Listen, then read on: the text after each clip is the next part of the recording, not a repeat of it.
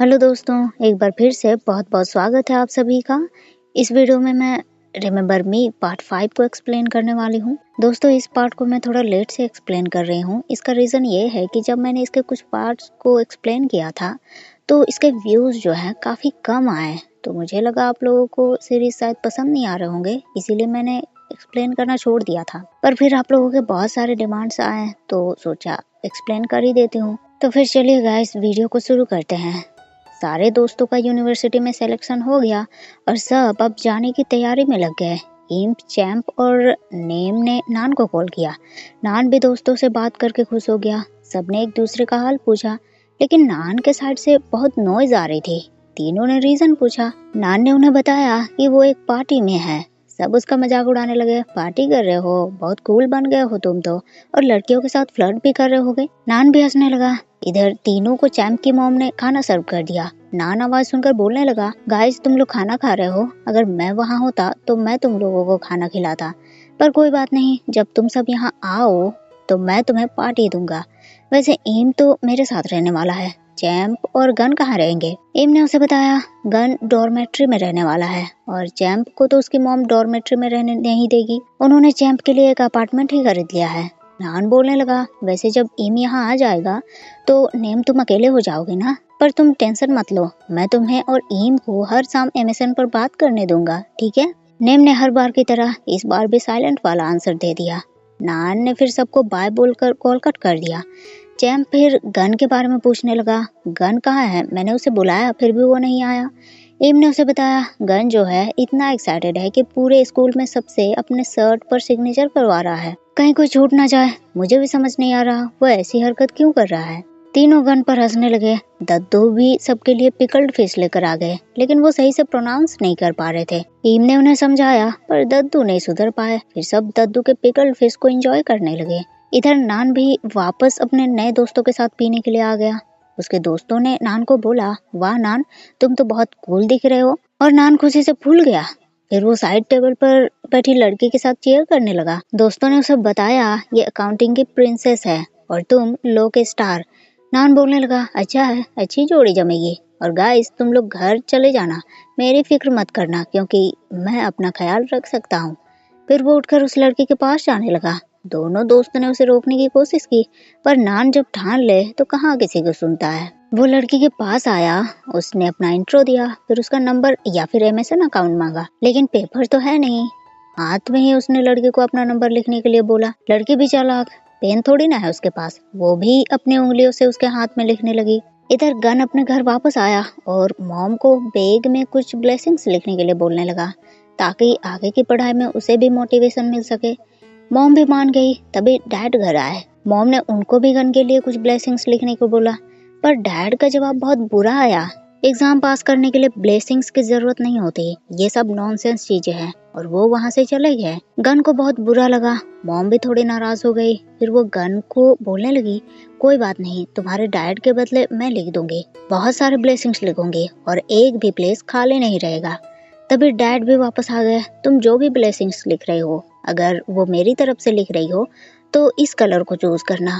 फिर उन्होंने एक स्केच पेन मॉम को दे दिया। मॉम काफी खुश हो गई। गन भी खुश हो गया कि फाइनली फर्स्ट टाइम उसके पापा ने किसी चीज में उसे अप्रिशिएट किए। मॉम बोलने लगी, गन तुम्हारे पापा वाले में मैं गुस्से वाला फेस बनाऊंगी, ताकि जब भी तुम उसे देखो तो तुम पढ़ने लग जाओ। नंबर 8 यानी कि गोल्फ ने भी गन को मैसेज भेजा, हेलो नंबर 8, कैसे हो तुम?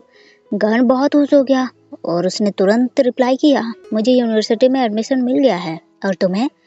गोल्फ ने भी अपनी खुशी जाहिर की, लेकिन वो थोड़ा उदास था, क्योंकि इतने सालों से एक दूसरे के साथ बातें करने के बावजूद वो दोनों एक दूसरे से कभी नहीं मिले।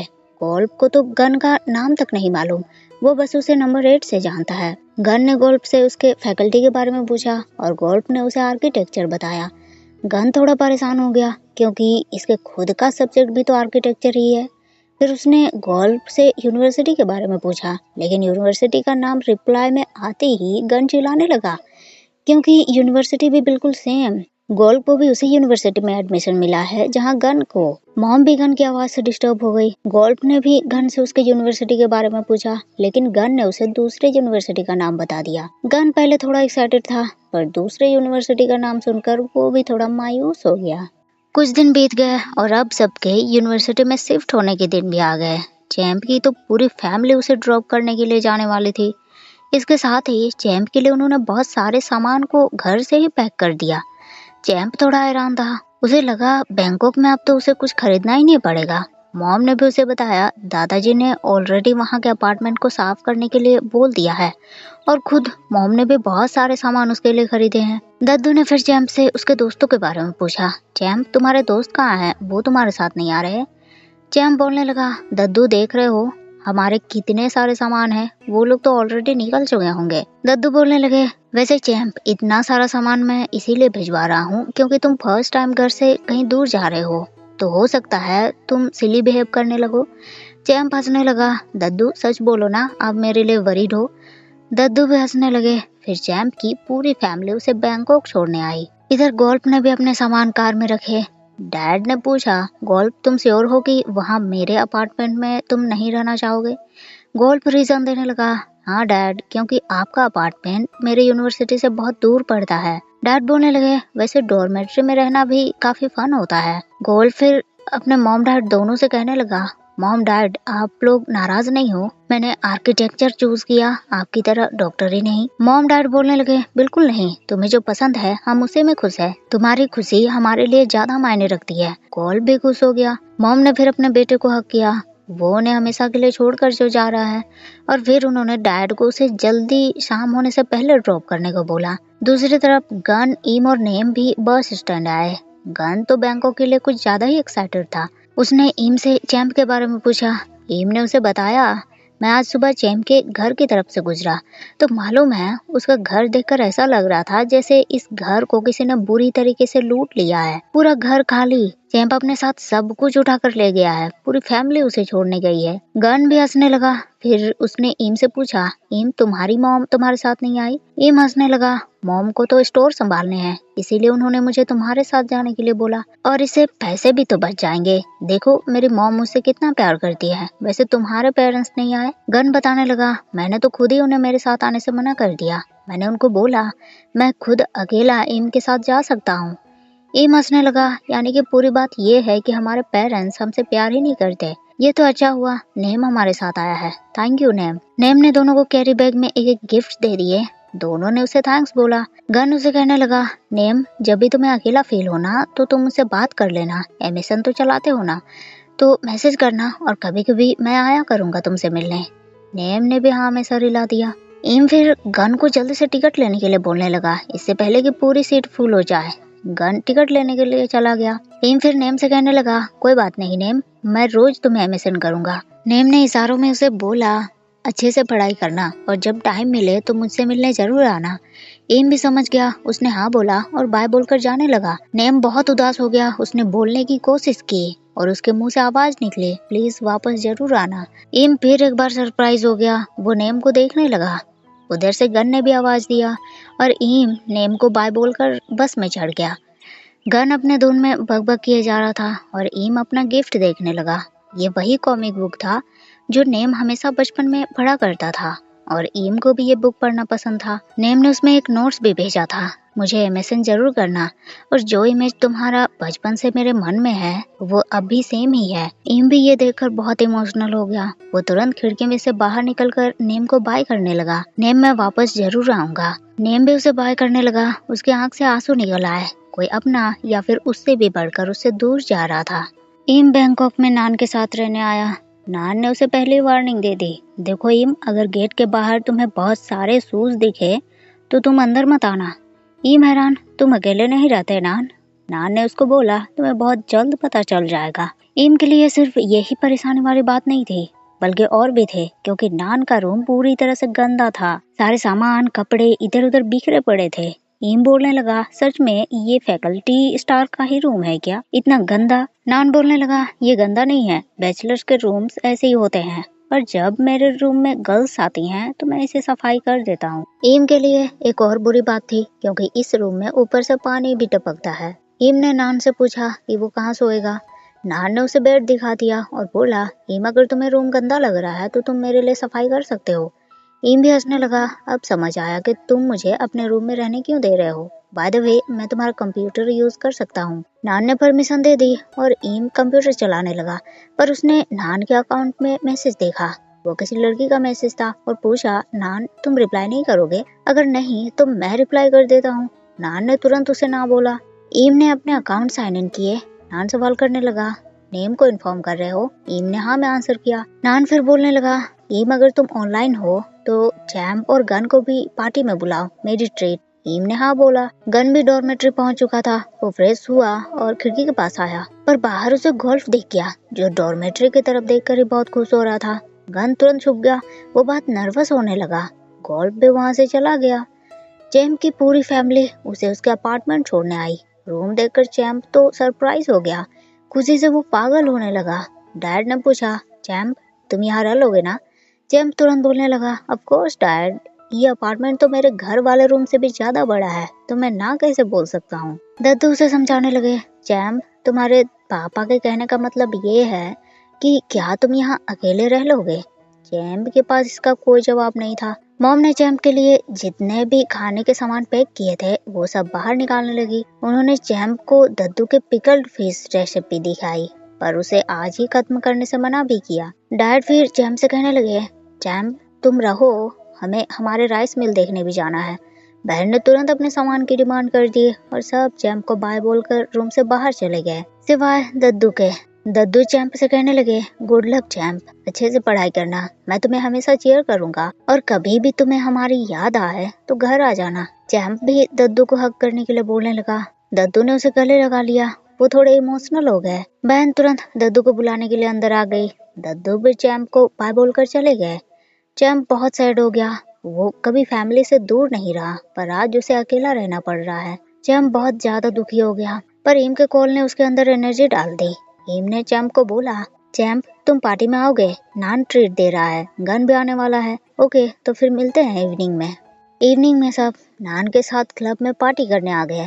क्लब में बहुत सारी भीड़ थी और लाउड म्यूजिक भी बज रहा था। वहाँ का नज़ारा देखकर ये तीनों तो बहुत ही ज्यादा एक्साइटेड हो गए, क्योंकि वो फर्स्ट टाइम इस तरह की चीजों को रियलिटी में देख रहे थे। नान ने भी उन्हें चिल करने को बोला, दोस्तों चूंकि यहाँ तुम लोग फर्स्ट टाइम आए हो इसीलिए आज का बिल मैं पे करूंगा।